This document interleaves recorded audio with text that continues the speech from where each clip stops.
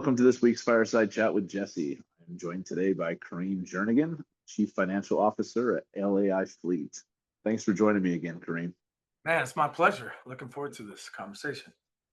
Yeah, I was just before we hit record here, we were talking about I want to say you're probably in my first 10 to 15 interviews, maybe at the organization, I think for a year at that point. Barely a year. Barely a So year. barely a year. So Yeah. I mean, just in full transparency, you were Consult Disrupt's first ever client.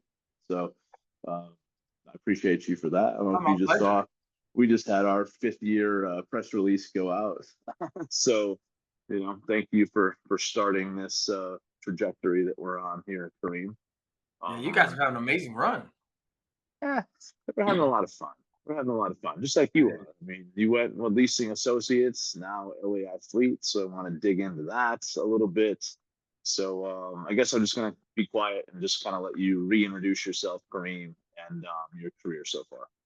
Okay. Well, again, thank you for having me. My name is Kareem Jernigan. I'm the Chief Financial Officer and Executive Vice President of now LAI Fleet, previously known as Leasing Associates. We had the website, theleasingcompany.com.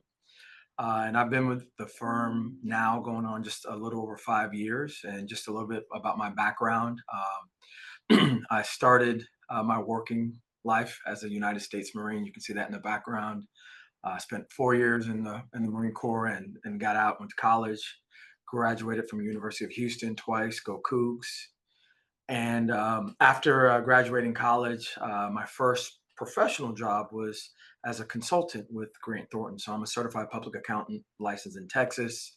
And I worked for Grant Thornton about right at 6 years. And very interesting, my very first client was Leasing Associates, or now LAI Fleet. And so pretty much our president, his name is Mark Sprague. I've known Mark Sprague my entire working career. And apparently I happened to do a good enough job, even though I didn't know anything at the time, to to be considered to be brought on and ultimately become the chief financial officer. And so I've done quite a bit in my career over the last 20 plus years. So I started in public accounting.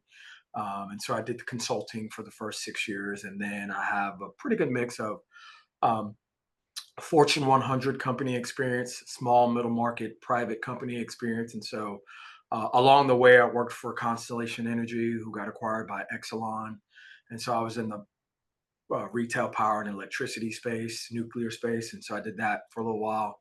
And then I'm based in Houston, Texas. And so I thought, you know what, I should go figure out oil and gas. And so I worked for a company called BHP Billiton for right at almost 5 years. And BHP at the time was, had one of the largest market caps in the world. They employed about 65,000 people globally. And I was in the oil and gas division. I ran a producing asset in the Gulf of Mexico called Atlantis. And it was a 44% working interest. And our share each month after taxes and expenses was about $85 million a month. So I had a pretty big budget that I managed. And so so I worked there, spent some time there, learned a lot, learned how to business partner and build models and all that good stuff. And then in I got a call from our president, Mark Sprague, in March of 2020. And he had called me. He was actually about to get on a cruise. And he's like, hey, I need a chief financial officer. Are you ready? And I said, yeah, I'm ready, but I don't know if you should be getting on a cruise right now. Right. And so if you guys can remember what the world was like back in March of 2020, it was kind of like right before the shutdown. And so I end up coming on at Leasing Associates, now LAI Fleet, back in July 1st of 2020. And I was very happy where I was at. I had a lot of kind of runway and opportunity there.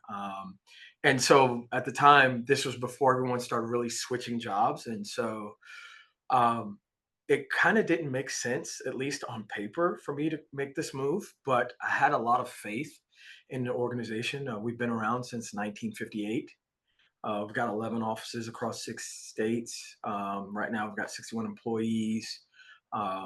We've got over 10,000 vehicles on the road in 48 states. And so you think about as long as LAI Fleet has been around and doing business, we've got a pretty good and stable business model, right? And so you think about what's happened since 1958. You had oil embargo, you had the savings and loan, you had Black Monday, you had um, .com bust, you had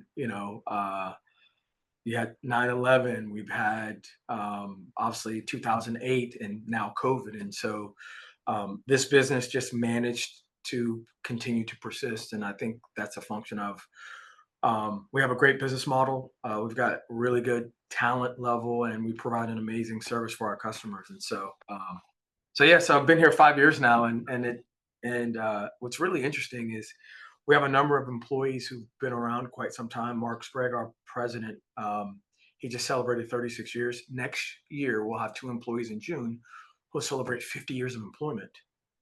And as you kind of go around the offices, you've got people at 25, 30 years. And so I'm no longer, I hit the 5 year mark in July, so I'm no longer a newbie. So it's pretty interesting business. Fantastic. And then there's so many things to kind of try to unpack from that. So you're saying that the numbers in Landman, Billy Bob Thornton's correct when it comes to oil and Oh, gas? oil and gas. Oh yeah. Oh yeah. It's Like this so best. yeah, the numbers are real. Numbers are real. Yeah. Crazy.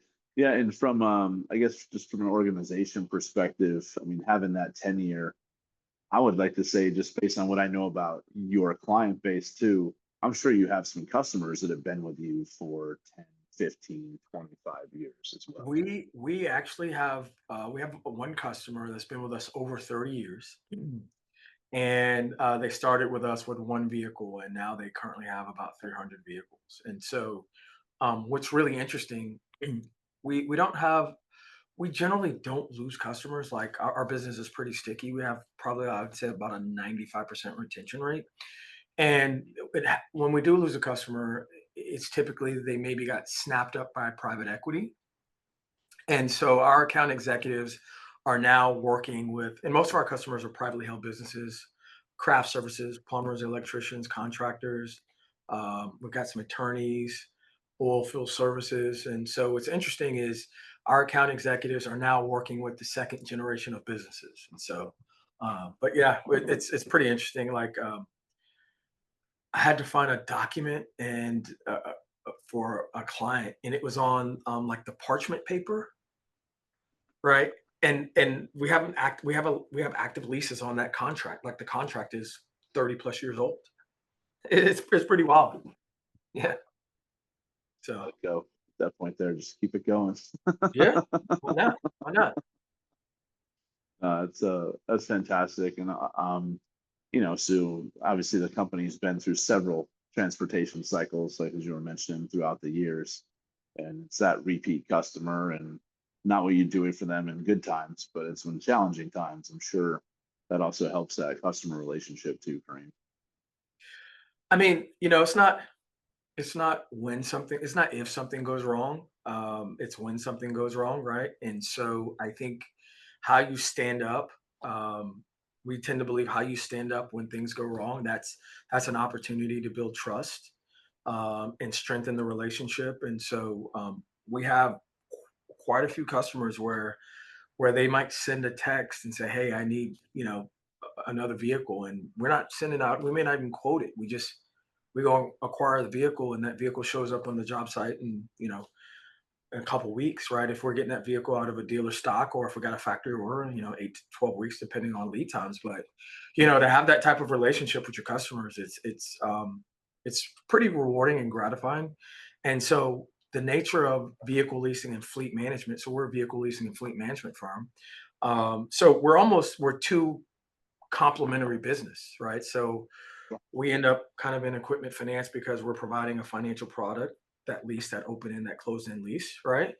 And then we're also providing all of the complementary services around the vehicle. So that means that we'll factory order the vehicle from Ford or GM. We'll get that vehicle upfitted. We'll wrap it. We'll put the bin system, the crane body on the back, put the decals on the side of the vehicle, and we'll deliver that vehicle anywhere in the country. And then once we deliver that vehicle, we keep that vehicle on the road. So we provide the maintenance management. we'll provide the geolocation services, we'll provide a fuel card, and then at the end of the life of that vehicle, we'll pick it up and remarket it at via auction or some of our other marketing locations. And so, we really are managing that vehicle, the whole life cycle of the vehicle. And so it's a pretty great business because we are generating spread, right? Spread income. And then we have this kind of service income as well. And so I like our business. I like our business model a lot. No, I mean it's perfect. No one wants to mess around with that stuff. Or I mean, People do listen, and then if you're doing maintenance and this preventative, you're going to save all these bigger issues that are going to come if you don't do preventative. 100%. Managing a fleet is it can be a headache, right? And so, if you have 4 or 5 vehicles, it's not, depending on the size of the business, but you get into the 50 to 200 to 300 car space, and you've got vehicles all over the country, or you're a multi-state business, and so you're having to deal with different regulatory agencies, government agencies. So we also take care of the title and license as well, and so and it can be quite the headache. And so we have all the infrastructure in the back office to execute that. And so what we say is we make fleet easy for our customers, and we take care of their fleet so they can take care of their business. And so, like I said, it's a full turnkey process that we're providing. And what's interesting about the vehicle is that the life of a vehicle, of a medium and light duty truck or van, is about 40, 48 months. And so, Yeah, I mean, if you think about, let's just say if you have 100 vehicles, the customer is kind of turning over 15 to 20 or 25% of their fleet every 4 or 5 years. And so you almost manage it like a portfolio. And so when you think about the inflation in vehicle prices, um, you got an F-150 5 years ago, it was $39,000. You just bought an F-150 today, and it's $52,000 set for the same vehicle. So, but our customers love it, and they keep coming back, and they refer us to their friends and family and things of that nature. And so, so I guess from a technology perspective, like are there certain things that your clients are asking for that you guys are looking to make investments in? I'm just wondering more like, are people charging now by mile? Like, you know, is that a consideration, like usage based fleet I think. services? I don't mean to go down a rabbit hole, just more Oh, of a no, no, no. curiosity I, perspective. I think I think it's coming. Uh, Um, I think it's coming. And just with how expensive the underlying equipment is, um, I think for our customer base, so our customer base is the craft services, plumbers, electricians, contractors, right? And it's essential use equipment for them, so they can't execute their business without it. And so, I think for that customer base, we tend to do the open end track leases. So there's a rental adjustment at the end, and we'll write the leases in a way where they're in an equity position or break even position at the end of the lease. And so if you structure the lease properly, they can be in an equity position at the end, and they'll have some cash that they can go and roll into the next vehicle, or we'll write them a check or whatever. And so I think maybe mileage based is I think there's some possibility there, but I think it's going to be on a case by case basis. Depending, I think that could fit certain industries, but for the customer that we cater to, I don't foresee yeah, that. it's specialty vehicle. That's what they truly need. I was more wondering where it's like, look, I have this contract to make like, two transatlantic commutes. I need a vehicle.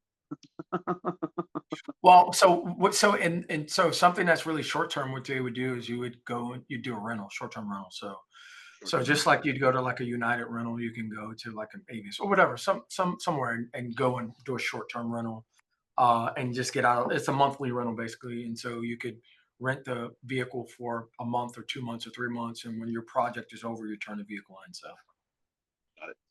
Got it. So, do you mind if we go into the name change of the organization and some yeah, driving yeah, forces behind that, if you don't mind? yeah, yeah. And so so we've completed the name change about so we're still leasing associates, right? We're just kind of doing business as LAI Fleet. And so the reason behind the rebranding is kind of a change in our go-to-market strategy, or an improvement in our go-to-market strategy. When we would meet a lead or an opportunity, and you say the name of the company is Leasing Associates, people didn't know exactly what we leased, right? And so a lot of times when in individuals' minds, they would think of like leasing property or buildings or things of that nature. So we decided to go with LAI Fleet. And so now when we go to market, you give someone a business card, they know, okay, you're in the vehicle space, you're in the fleet space.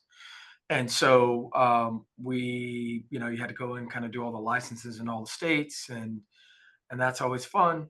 And then we've rebranded the website and all your collateral, and so it's a pretty big change, but it's definitely paying dividends. And so we've kind of refreshed the brand. And when you've been in business as long as we have, or any business has to almost remake itself um, every 5 to 7, 10 years, depending on the type of the business. And so we hadn't updated the website and things like that in quite some time, and it was quite stale in my opinion. And so now you look at our website, you look at our collateral, you look at all the branding and everything around the business. It's an accurate representative of the quality of the service that we provide for our customers on a daily basis.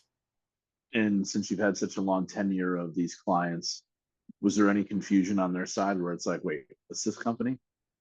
I No, no, just, I think I just, it, I just that's more a another question. curiosity factor because you guys had such long relationships. I just wonder if there was any like, what are these guys going to think? Are they going to think that No, I sold it to something else? no, you know what we did? We just sent out a notification to all of our customers via, obviously you send them emails, you put stuff in the mail, you update your LinkedIn and things of that nature. And so one thing what's interesting is that um, our current logo pays homage to the prior logo. And so it's almost like you just refresh it. So it's not that much different, right? And so Yeah. when our existing customers see it, they recognize it. So it's familiar. Not the same, but Oh, it's familiar. it's familiar. I mean, it's Leasing Associates Inc. Fleet. I get it, but it's Yeah. also just people are. Wait, what's this? What's that? Well, I'll Change. tell you what, What's this? I didn't understand how challenging, you know, it's one thing if you're starting something new, right? Um, and so, that's one challenge. You're starting from scratch, build a new business, right? New business model, whatever. But taking something that had previously existed and refreshing it, it's a much different challenge. And so yeah, definitely a learning process for me. It's the first time I'd ever gone through a rebrand, but it's a lot of fun, and I think it's working out pretty well for us. Perfect. And then I guess my next question I have for you is, well, 5 years in, um, you know, at the organization, lessons learned, things you Oh my would have god. done differently. I'm sorry, I know it's a little tougher Oh yeah, question, there's but so many. I mean, just like, just well, so well, especially five because of years.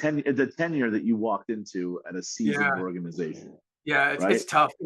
It's quite the challenge, right? And so Yeah. you know, um, one of the hardest things to change is something that's worked, right? And here's this guy. He doesn't know anything about anything, right? And you come into this organization that's had a great deal of success, right? Kind of like KD going to the Warriors, right? Not that I'm KD, but they were winning before I got here, right? Hey everybody, hey everybody. He just said it. He just said it. Okay. He just said it. Right? But I mean, but we had a great deal of success before I got here, and so part of my task was to help get the business current, right? And initially, the language that I was using was I was doing an extreme makeover, right?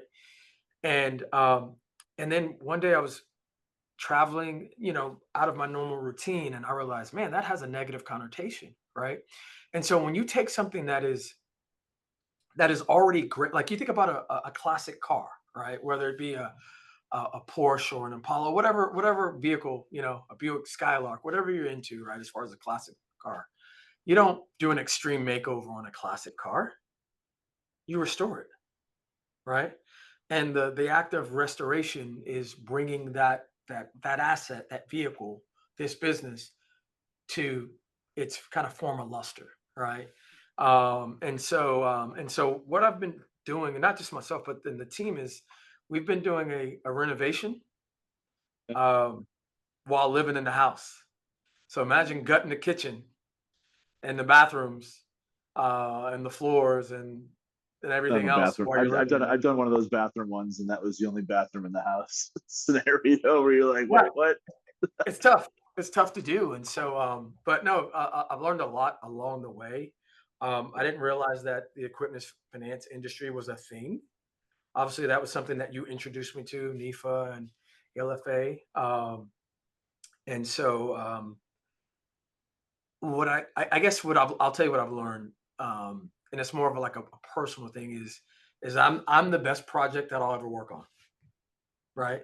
I'm the best project that I'll ever work on, and so over the last 5 years, for the last 2 years, I've had a business coach, and about 2.5 years now, and that has been kind of life changing. And so it's just made me a better operator. And so what I say is like I just invest in me, and then that allows me to show up as my best self for my family and my friends and all my colleagues and for LAI Fleet. And so if I were giving another executive a piece of advice, Yeah. um, I think coaching goes a long way. And sometimes kind of when you get in the C-suite, for whatever reason, you don't have someone to reflect you back to you, you know, and sometimes you cannot be self-aware. And so I think having a coach will help. So that's the thing I learned is to work on myself. And and then everything that happens at LAI Fleet or anywhere else where I'm at is just a reflection of the work that I've done on myself, and it's an inside out job. Success is an inside out job. So that's what I've learned, Great amongst example. other things. I've learned a lot, but I would say Oh, that's the yeah. biggest takeaway. Yeah. I mean, I sit there and I try to work on myself, and I realize it's just too much of a mountain of a task sometimes. So I'm like, eh. It's never ending. It's it's never ending, right?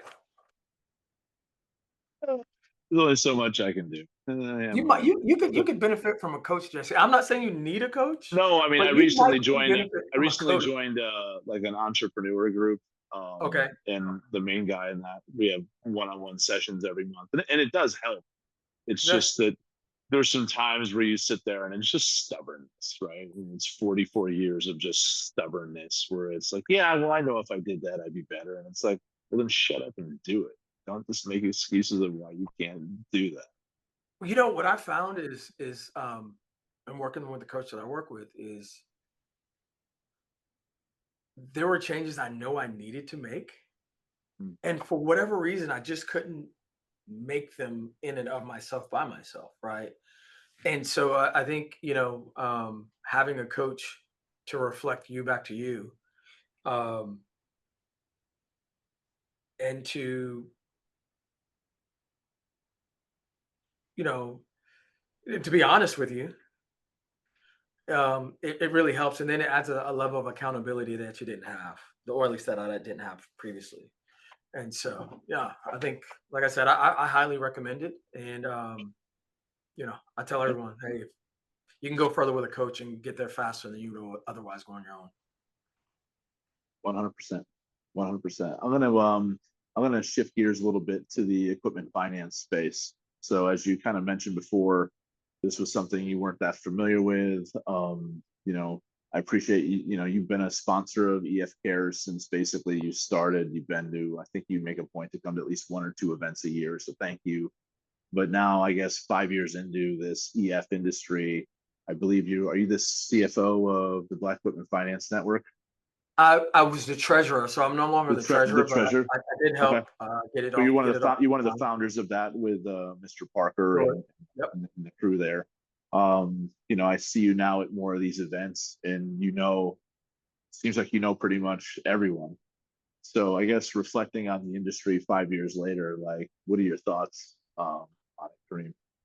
Man, the equipment finance industry is a gold mine. Like, I mean, I honestly I can't see myself doing anything else, right? And it's like the folks are just so wonderful and smart and intelligent, and they're bringing value to their customers, whether you're a funding source or your service provider, whether you're a broker. And like I said, I didn't know it was a thing. And then you show up at NIFA or you go to Alpha and you realize, wow, there's this whole kind of um, infrastructure that's really moving assets and equipment all over the United States, right, and over the world. And and so you kind of encouraged me to go to ELFA events, and so that's a staple now, and I get to get out to NIFA, and so much so that I've taken my son to a couple of events as well, and so. My son Micah is going to be graduating college this spring. He's a college basketball player, and so he says he's going to sit for the CLFP. And so I think the space it's a ton of opportunity, very entrepreneurial, right? And so you can start a service business or go from a broker to to originating deals. And so it's pretty amazing to see how you know the GE influences how so many folks who came out of GE are running the different shops, and they go and sell a business and go do it again 2 or 3 times over. And so Forklift that people out, and then they go and they start yeah, something else. yeah, so I think it's really cool. It's it's it's almost like a hidden. It's like Fight Club. Like no one knows that it exists, and you almost have to kind of be brought. You almost need someone to bring you in, right? Like a speakeasy. That's Uh, fantastic. That's right? a great. It's like, Like no one know. Like I mean, like you think about it. I know folks who run some, just across my career, some fairly large businesses, and you think about all the equipment in oil and gas, and most people don't know that this is there's a universe of product and opportunity here. And so I'm very grateful to be a part of NIFA and ELFA, and it's brought me participating has brought tremendous value to the business. And so I've been able to go there and make the relationships, and some folks I'm doing business with, and yeah, it's been pretty wonderful. So thank you for encouraging me to go. I really appreciate it, and it's been super helpful to me personally and to LAI Fleet. well, I think another thing about the equipment finance space is we weed out the people that shouldn't really be there. But you 100%. definitely, Yeah. you're definitely a great asset to the association. So is Micah. Excited to see, It'd be what pretty cool. happens. Yeah. You Yeah. know, also it's small enough that everyone knows everyone, and it really does. The industry protects its own, right. It protects the interests of the industry, whether it be lobbying in Washington, or like the industry is so small. If you're a bad actor, if you don't do what you say you're going to do, you don't last that long. Right, because everyone, it's amazing how everyone just knows everyone, or you're one person removed across the industry. And so it's like I said, I was in oil and gas for quite some time, or in the energy space, which is global, and but it's not nearly as, and obviously oil and gas touches the world and all the continents, but I feel like within the equipment finance space, um, I know someone at all the kind of major shops, and the big banks, the small banks, the middle market banks, and so to be able to have that type of access, um, and to be able to bring value, right, is pretty awesome. No, it's fantastic, Green. Thank you. Now you know why. I mean, August made 20 years for me. I'm not good. So you Oh, gotta you know what? say, Also, congratulations. I guess you're one of the most influential people. oh, Is stop I it. Yeah, mean, we're I gonna think move you're on too. from that. I think you're too old now to be on the top 40 under 40, right? But man, Yeah, you're just yeah. making the list. I mean, but I'm with good people there, right? Right next to Laverne, right next to Maggie. Just good people all around. Are you saying that is the good people around you making you look good? Yeah. So are you saying they're making you look good? I mean, we could all use a little bit of the help, right? We all need help, but obviously we surround ourselves with people that we, look up to and that make us better.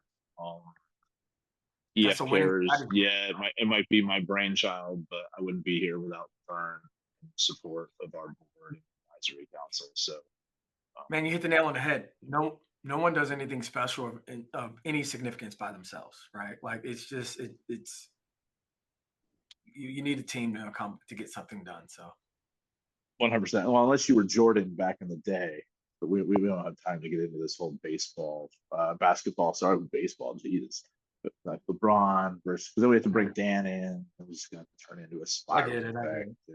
I We'll just, mean, we'll just move on. they're both great. LeBron and Jordan are both great. We'll leave it at that. You know what? Tough loss for the World Series. That was pretty exciting. Oh, okay. I see where this is going. I see where this is I going mean, now. I don't know how. I mean, I, like I love the Canadians, but I don't see how you rooting for a Canadian team as an American. I'm sorry. I, that's fair. I mean, when I was up there, I sang the national anthem for the U.S. Okay. Just in full transparency. Yeah, Okay. yeah. All right.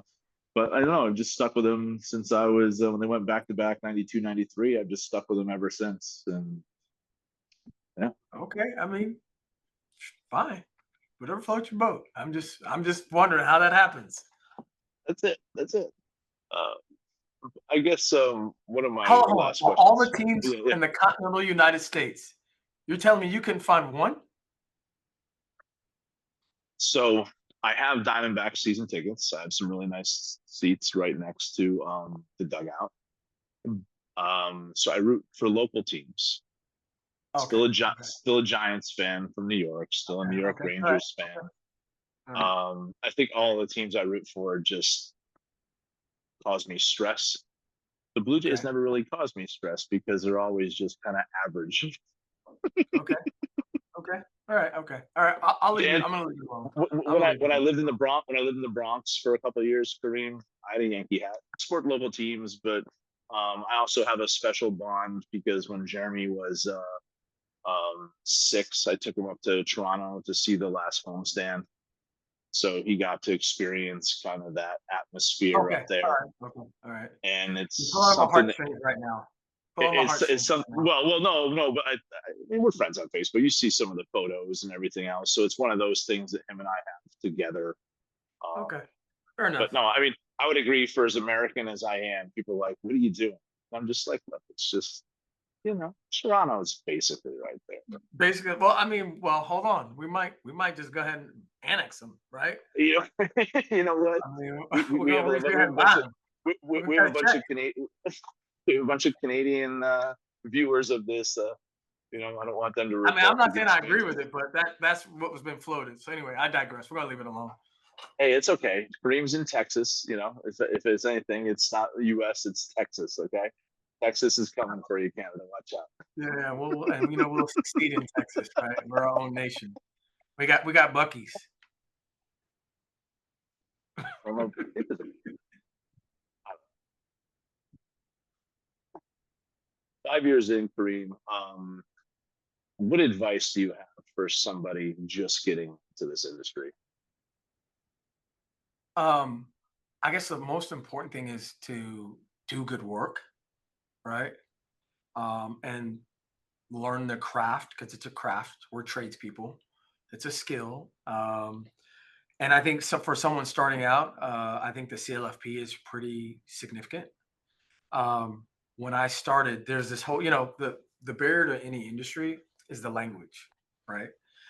Just like the oil and gas or energy industry, there's a language. Accounting, it's an industry, it's a language, and so I think the first thing is to figure out how to navigate the language barrier. And so I think the CLFP is a pretty great place to start. Um, I keep one. I bought probably 10 copies, and Look at read. Look at it. Come on. yeah, yeah, All yeah. right, Um, all right. I've purchased at least 10 copies of this book and given it away. to my team and even people outside of the business because I think it's that good. And it's been really helpful to me, right? And so now I understand the language of the industry. I would say that's the first thing. The second thing is just do good work and then find a place to get involved and connect. And I think for younger people coming into the space, not that we don't have a lot of them, but for the ones that do, is I'd say learn how to talk to strangers. Um, because that's a skill and it's a superpower. And and if you have the opportunity to go into the office and not work remotely, go into the office as much as you can. Um, or at least go into the office when the person you report to is in the office at a minimum. And so, someone coming in the industry, that's the advice I'd give them. Perfect. Makes sense. For the record, I've probably had 5 different CLFP books. I've read the first chapter and then I don't know where the book ends up, so I have to get another one. You know what? I'm gonna send you one. I'm gonna send you, I'm gonna send you one. Listen. I've read the book cover to cover twice. Yeah. It's, I mean, so and I was an outsider, right? So I came into as a CFO. I understood business, but not necessarily equipment finance, and so I had to, I had to, I had to go to school. Perfect. That's perfect. I'm good. I'm good. Awesome, Kareem. Well, man, it's great having you on the program again. Congrats on your success so far. Excited to see how you continue to evolve. LAI Fleet, and yeah, man, I'm just glad to call you a friend and looking forward to us seeing each other in person again sometime, hopefully in the near future. Yeah, no, man. Thank you so much. I appreciate the time and the platform, and I appreciate everything that you're doing in the space. And I think the ES Cares is an amazing endeavor. The events are always so great, and get to raise money for a cause and do some good, right? And then I just want to let you know, I just really appreciate you. I'm happy I got to be the first client, but um, you've kind of just kind of taken me in. You didn't have to. Kind of like I was a new kid at school, and you're like, "Hey, come eat lunch with us." And so I just really do appreciate it, and I do look forward to kind of passing that on to other folks that I meet in the space, and encouraging new people into the space. And so I'm excited about LAI Fleet. I think we're doing some great things. I've got a fairly decent project I got to pull over the finish line in the next few months, and so next time we're on, I get to talk about that, and I'll get to brag a little bit. So, Awesome. all right, man. Awesome, Well, Kareem. cheers. Thank you so Appreciate much. your Looking time. forward to catching up Thank you. soon. All right, absolutely. Thank you.